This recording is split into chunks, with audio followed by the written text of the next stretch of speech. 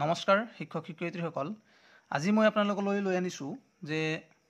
NIOS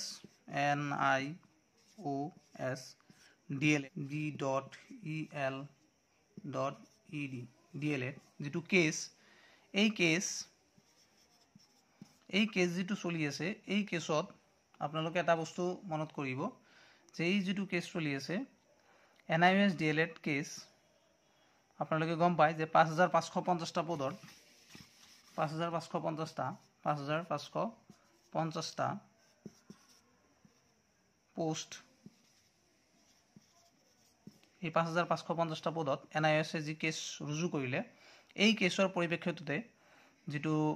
Guwahati হাইকোৰ্টে order দিলে যে তেওঁলোকক কি কৰিব লাগে ইয়াতে ইনভলভ কৰিব লাগে বা তেওঁলোকৰ ডকুমেন্টছ ভেৰিফিকেশন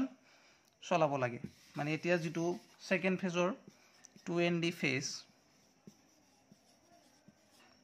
ফেজৰ যেটো ভেৰিফিকেশন স্টাৰ্ট হ'ব তাতে NIOS ক্যান্ডিডেট থাকিব NIOS DLED D.EL.ED NIOS DLED ৰ প্ৰাৰ্থীসকল ইয়াতে থাকিব কিন্তু এই 2ND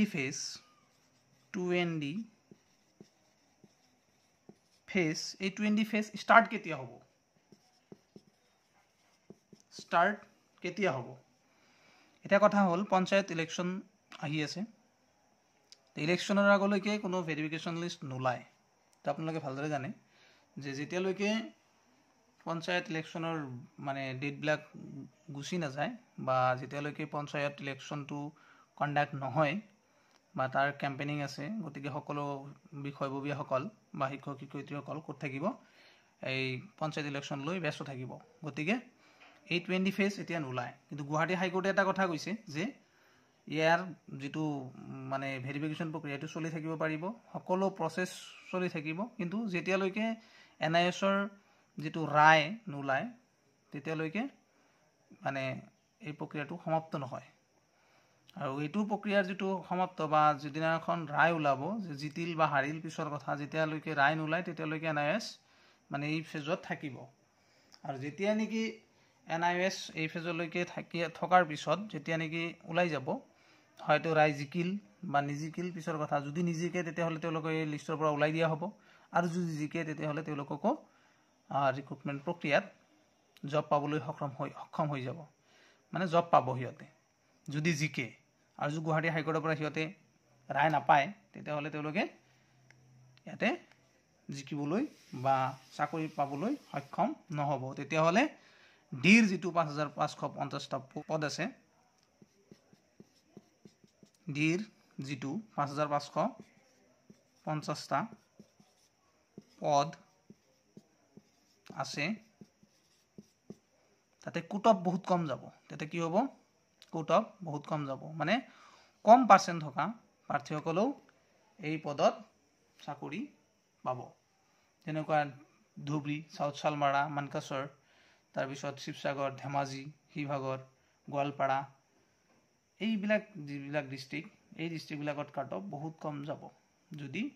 NIOS DLED ওলাই যায়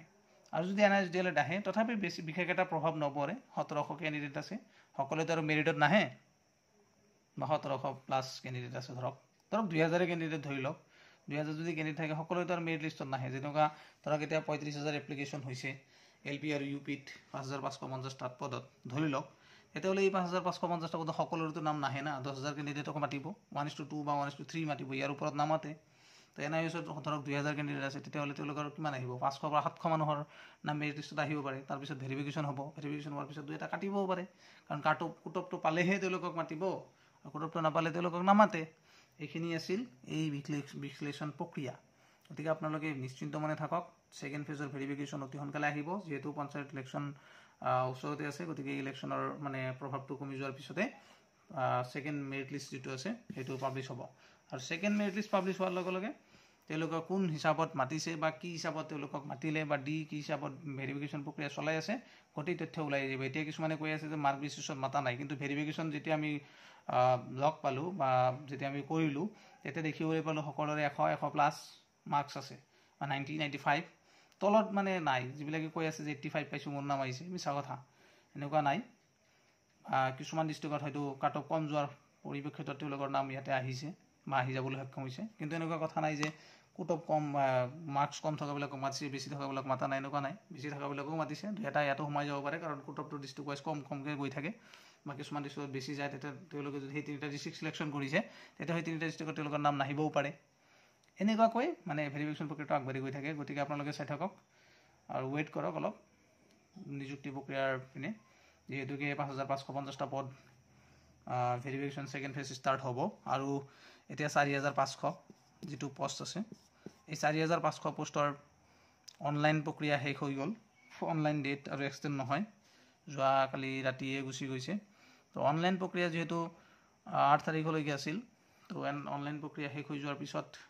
এতিয়া ভেৰিফিকেশ্যন প্ৰক্ৰিয়া কেতিয়া হ'ব, যিহেতুকে 5550টা পদৰ আগত ভেৰিফিকেশ্যন ষ্টাৰ্ট হৈছে। গতিকে এইকেইটা জব পোৱাৰ পিছত 4550টা পদৰ ভেৰিফিকেশ্যন ষ্টাৰ্ট হ'ব। মামাই কৈছে অলৰেডি,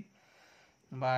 এডুকেশ্যন ডিপাৰ্টমেণ্টেও এই কথা ভালকৈ জানে। এইখিনি দিয়াৰ পিছত সেইখিনি দিব, এনেকুৱা কথা নহয় যে 5550টা পদৰ আগতে এইবিলাকক দিয়া হ'ব। আৰু ইয়াতে যদি NIS কেণ্ডিডেট 5550টা পদত জিকে, তেতিয়াহ'লে 4500 পদতো তেওঁলোকে চান্স পাব, আৰু যদি নিজিকে তেতিয়াহ'লে ইয়াতো তেওঁলোকে কাট খাই যাব। গতিকে আপোনালোকে নিশ্চিন্ত মনে থাকক, ভেৰিফিকেশ্যন প্ৰক্ৰিয়া ষ্টাৰ্ট হ'ব দিয়ক। সকলো তথ্য পোহৰলৈ আহি যাব। ধন্যবাদ, গুড নাইট।